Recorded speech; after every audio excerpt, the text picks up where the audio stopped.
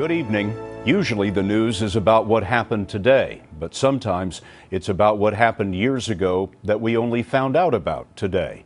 And that's how we begin the broadcast tonight with new revelations about Dick Cheney.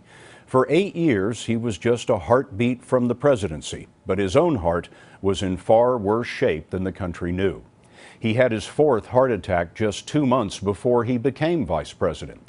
And in a new book, Cheney says a device designed to prevent another heart attack actually made him vulnerable to a terrorist attack. Dr. Sanjay Gupta, on assignment for 60 Minutes, sat down with Cheney and his cardiologist, Jonathan Reiner, as they talked about what was done to protect the vice president.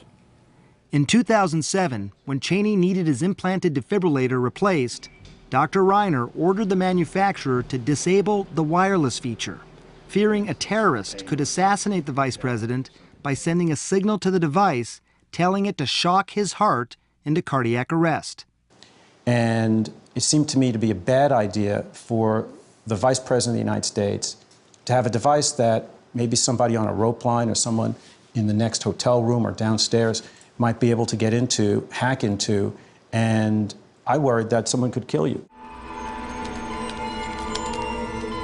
Years later, this scene from the Showtime drama Homeland showed just how it could be done to the fictional vice president. I'm killing you. What did you think when you watched that? Well, I was aware of the danger, if you will, that existed.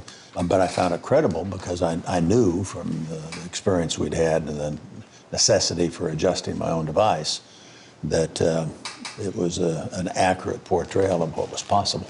The precariousness of Cheney's physical health raises questions about his state of mind when he was helping make decisions, including those about war and peace.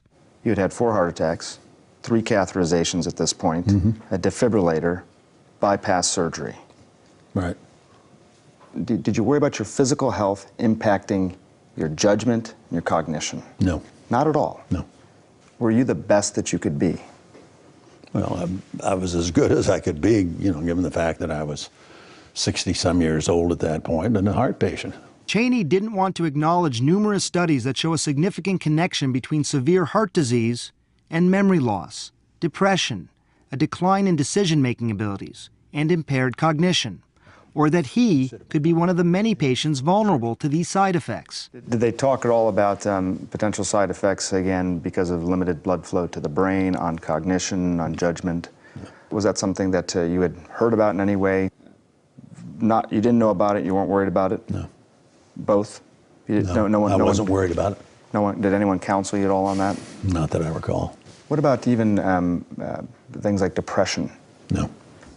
Sanjay Gupta will have the rest of his interview with the former vice president this Sunday on 60 Minutes.